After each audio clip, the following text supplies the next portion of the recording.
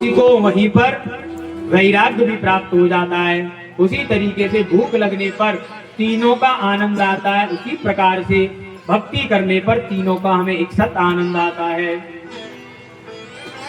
जो जो भगवत चरणारविंद में प्रेम बढ़ता जाएगा, भक्ति पुष्ट होती जाएगी, क्यों तो भगवान के स्वरूपों का बोध होता जाएगा। बोले तेन लुप्ता सदाचारो यो न मार्ग तथापि जो। बोले बुद्धिमान वही है जो धैर्य पूर्वक अपने नियमों का पालन करता है, क्योंकि अभी तक जो फिर भी बहुत कुछ मंगल दिखाई पड़ रहा है, पर वर्षे वर्षे क्रमात् जाता मंगलम नापि दृश्यते। समय ज्यों ज्यों बढ़ता जाएगा तो थोड़े बहुत शुभ कर्म दिख रहे हैं, वह भी दिखाई नहीं पड़ेंगे। कैसे नहीं दिखाई पड़ेंगे? बोले बद्धो हि को योग सयानुरागी।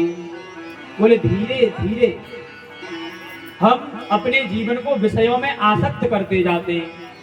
जैसे हम होते हैं वैसे ही हमारी संतति भी उत्पन्न होती है। बोले माता पिता ने कभी भजन पूजा पाठ इत्यादि नहीं किया तो हमें कौन सी आवश्यकता? बोले हमें पंडित जी, हमने गुरुजी कभी देखा ही नहीं अपने माता पिता को भजन करते हुए, तो हमें कौन सी आवश्यकता पड़ रही है? और भजन करने से, पूजा पाठ करने से कुछ होता थोड़ी नहीं है। ये तो केवल और केवल हमको जबरदस्ती बांध करके बैठाल दिया जाता है। बोले धोती पहनो, लंगोटी बांधो, चोटी रखो, ऊपर जो है सिला हुआ वस्त्र धारण मत करो, अपने हाथ में कुशा की पवित्री पहनो, आसन शुद्ध हो, तिलक हो माथे पर, यज्ञोपवीत हो। इतने सारे नियम कौन करेगा इस पृथ्वी पर, इस धराधाम पर? बोले हमने ना तो अपने माँ बाप को देखा, ना अपने बाबा को देखा, और ना हम करने वाले, और ना अपनी संतति को सिखाने वाले। हमारे बच्चे तो मॉम और डैड कहना सीखेंगे केवल।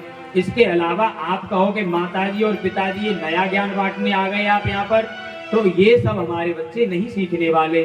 क्यों? क्योंकि इंग्लिश मीडियम में हमारे बच्चे ज्ञान प्राप्त करते हैं। गुरुकुल इत्यादियों की परंपराएं हमारे जीवन में कभी ना रही और ना रहने वाली। क्यों? क्योंकि जिस देश हमें जाना ही नहीं है, उस देश की बात ही करने से हमें क्या प्रयोजन, क्या लाभ? बोले फिर गुरुजी को तो चिंता होती है शिष्य की। बोले किसी ना किसी प्रकार से इस शिष्य का कल्याण हो, ये अंधकार में जो डूबा हुआ है इसको प्रकाश प्राप्त हो। तो कहने लगे कावा विमुक्तिर विषये विरक्ति वास्ति घोरो नरकः स्वधेय।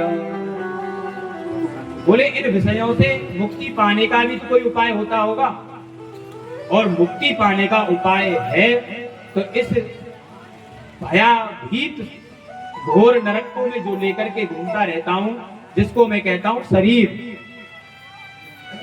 गुरुदेव ने तो कहा है, बोले तेरा ये जो शरीर है चलता फिरता एक घोर नरक है।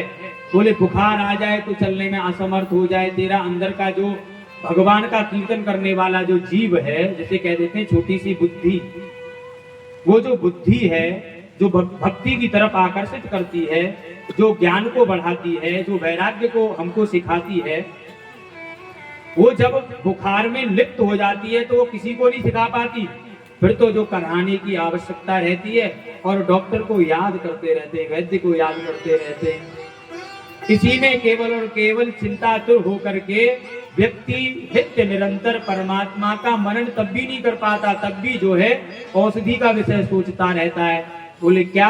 बोले कोई एक गोली ला करके दे दे, कोई एक इंजेक्शन लगा दे। कोई पड़ोसी आ गया उसने सलाह दे दी, बोले वहां डॉक्टर बहुत बढ़िया है।